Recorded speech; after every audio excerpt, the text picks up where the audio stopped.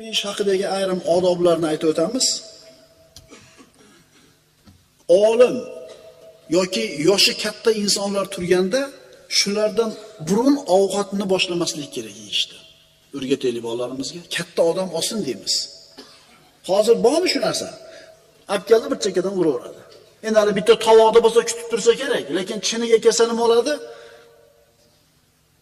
Bismillah bilan boshlashlik, o'ng qo'li bilan yeyishlik, har kim o'zini oldidan olib yeyishligi tovoqdan, 3 ta barmoq bilan yeyishligi, yonboshlab yoki suyanib olib ovqat yemaslik. Mana shu ham sunnatga xilof. Qo'lidan tushgan va dasturxonga to'kilgan taomni olib yeyishlik, taomni yeb bo'lgandan keyin Allohga hamd aytishlik, ovqatdan keyin 2 qo'l yuvishlik. Birodarlar, taomni odoblaridan yana bittasi hech qachon ovqatni yomonlab bo'lmaydi.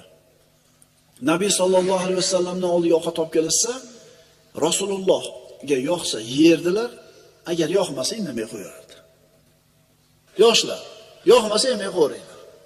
Chunki o'sha ovqat qilib kelgan eningiz yoki kelinoyingiz mehnat qilib ko'tarib keldi oldingizga.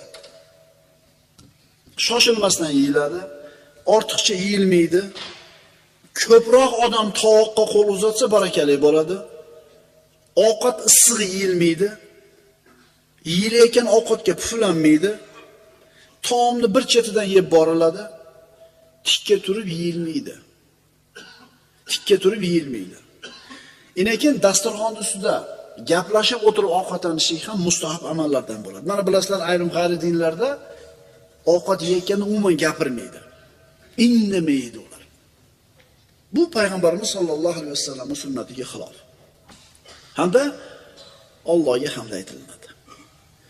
Agar mana shu odoblarni bolalarimizga yoshligidan o'rgatsak, juda katta foydalarga erishamiz.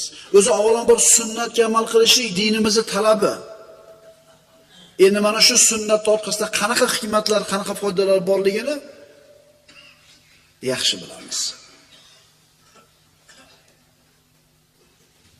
Qarang, shariatimiz ovqatlanishlikda nimani avval, nimani keyin yeyishimizni ham o'rgatgan.